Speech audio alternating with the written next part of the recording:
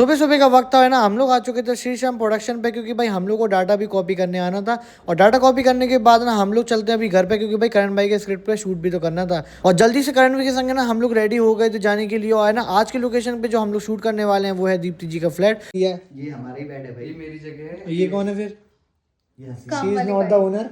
हसीना देखा था। पता नहीं ऐसा क्यों हो जाता है कि दीप्ति को लेके ना हम लोग जो भी स्क्रिप्ट बनाते हैं उसमें दीप्ति को पता नहीं मरना या मारना क्यों पड़ जाता है। आपको फिर से मरना है।